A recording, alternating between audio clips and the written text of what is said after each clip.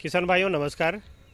जैसा कि हम सभी जानते हैं, हमारे देश में कृषि के साथ बहुत ही एक अन्योन्याश्रय संबंध रहा है। पशुपालन के चाहे क्षेत्र में, चाहे मुर्गी पालन हो, गाय भैंस भेड़ बकरी कुछ भी हो, लेकिन वो जरूर रखते हैं जिससे कि सालों भर उनकी एक आय आती रहे। इस क्रम में कहें तो अभी के संदर्भ में मुर्गी पालन भी एक बहुत अच्छा व्यवसाय साबित हो रहा है। और ब्रॉयलर के कहें या जो लेयर्स हैं अंडे के उत्पादन में कहें या बैकयार्ड पोल्ट्री में, तीनों ही जो है वो बहुत, यहाँ के लोकल नेम में दो का नाम जुड़ा हुआ है, वहाँ पर झार और सीम।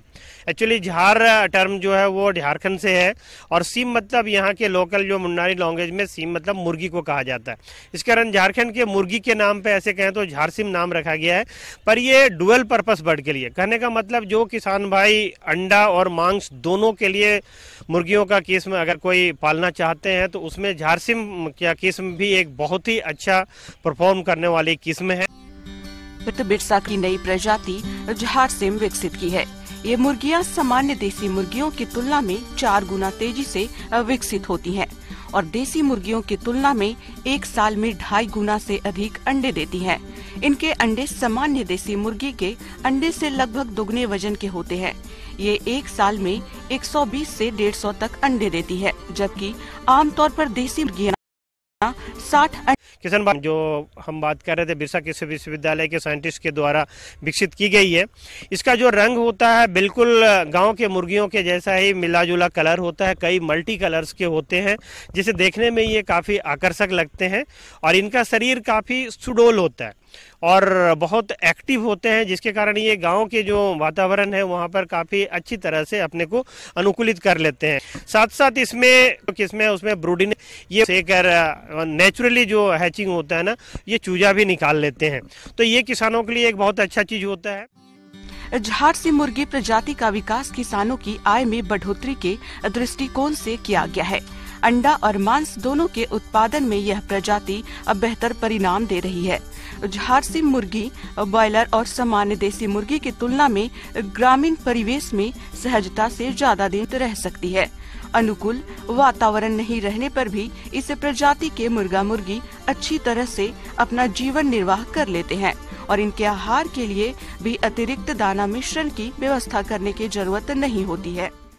इनके जो मांस वृद्धि दर भी देखें तो डुअल पर्पस में बाकी जो भारत के अन्य जगहों से विकसित की हुई प्रजातियां हैं उनसे ये कहीं पर भी कम नहीं होते हैं।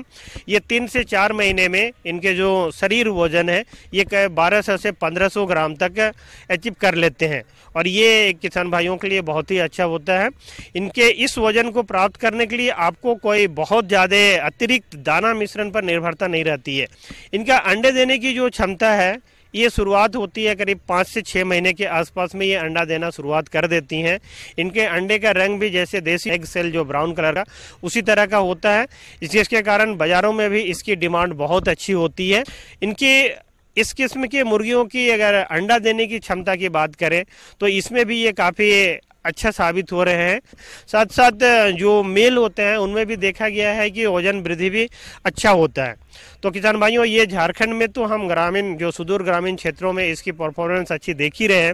इसके आसपास के भी राज्यों में जैसे नॉर्थ ईस्ट में असम घाटी इन सबों में देखा है, छत्तीसगढ़ में बहुत सारे डेमोस्ट्रेशन बिहार में हुए हैं, उड़ीसा में भी इसके डेमोस्ट्रेशन हुए हैं और सब जगह से ये देखा गया है कि इनके जो ग्रामीण परिवेश में इनका परफॉर्मेंस बहुत ही अच्छा रहा है।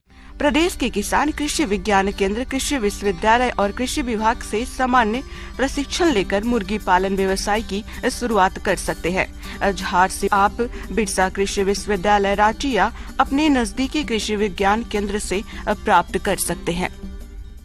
विशेष करके हम आपको ध्यान दिलाना चाहेंगे, इनके चूजे जब आप कहीं से भी परचेज करते हैं, ऐसे इनके चूजे आप बिरसा कृषि विश्वविद्यालय से बहुत आसानी से प्राप्त कर सकते हैं। आप जब चूजा ले जाते हैं तो ब्रूडिंग पर विशेष ध्यान रखें।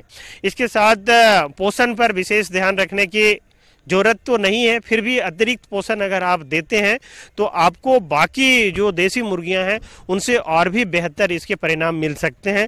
ये तीनों चीज को देखते हुए आप अपने आवास की व्यवस्था में जो परिवर्तन करना हो उसको आप अवश्य करेंगे तो आपको इसके क्षमता के अनुसार जो शरीर वृद्धि है वो मिलेगी और पक्षियों में जो रोग प्रतिरोधी क्षमता अधिक से अधिक है उसको अब लाभ भी आपको मिलेगा।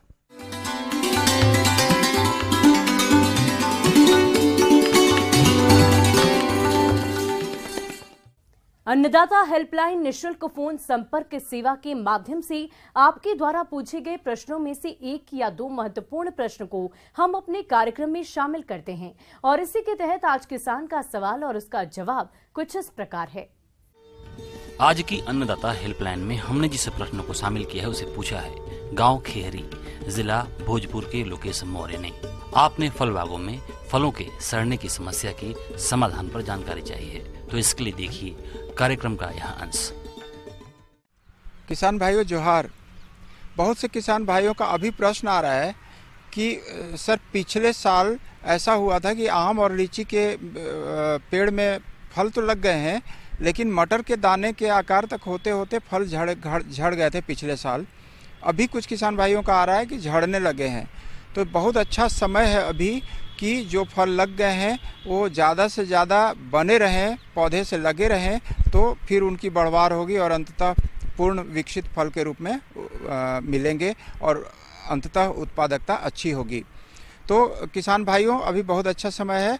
आपका आम और लीची के फल जो हैं वो मटर के दाने के आकार के लगभग हो गए हैं या उससे छोटे हैं, तो फल न झड़े इसके लिए आज हम लोग चर्चा कर रहे हैं। तो कारण ये होता है कि जो फल डंठी से लगा हुआ, डंठल से लगा हुआ है, हम लोग उसको फ्रूट स्टॉक बोलते हैं, तो जो डंठी से लगा हुआ है तो वो छोटा छोटा फल ठीक से लगा रहे, मतलब उसका जो बंधन है वो ठीक से रहे, स्ट्रेंथफुल रहे, मजबूत बंधन रहे, तो झड़ेगा नहीं। दूसरा, वो हार्मोनल इम्बैलेंस होता है। कभी कभी ना हार्मोन की कमी या अधिकता से भी फल झड़ सकते हैं। आम के बाग में फलों के गिरने की समस्या किसानों के लिए एक बड़ी चिंता का विषय होता है। थोड़ा बहुत फल गिरना एक प्राकृतिक प्रक्रिया है, लेकिन अधिक फलों का गिरना नुकसानदायक होता है, इसलिए इसके प्रति पहले से ही तैयार रहें। फलों के गिरने के कारणों में अधिक गर्मी और हार्मोनल असंतुलन हो सकता है, इसलिए बाग में फल बनने के बाद से नमी में कमी न होने दें। हार्मोनल संतुलन के लिए प्लानोफिक्स या अन्य किसी भी हार्मोन्स का छिड़काव कर सकते हैं। अगर प्लानोफिक्स का छिड़काव कर रहे हैं तो इसकी 1 मिलीलीटर मात्रा 4.5 लीटर पानी में घोलकर छिड़काव करें और यह छिड़काव फल जब मटर से छोटे हो तब करें। आम के जो फल लगे हुए हैं जो मटर दाने के आकार या उससे छोटे हैं, या लीची के भी फल जो मटर दाने के आकार से छोटे हैं, उनमें आपको अब कैल्शियम सल्फेट और GA3 और NAA नेप्थेलिन एसिटिक एसिड का स्प्रे करना है। अब उसका डोज क्या होगा? कैल्शियम सल्फेट 3 ग्राम प्रति लीटर पानी में, 1 लीटर अगर हम पानी ले रहे हैं तो 3 ग्राम प्रति लीटर पानी में लेंगे कैल्शियम सल्फेट, और उसका स्प्रे हर 15 दिन के अंतराल पे करते हैं। तो आपका फ्रूट ड्रॉप, जिसको हम फल झड़न कहते हैं, वो उसकी समस्या आम और लीची में बहुत कम हो जाएगी या समाप्त हो जाएगी या शुरू ही नहीं होगी, आप समय से अगर स्प्रे कर देंगे तो।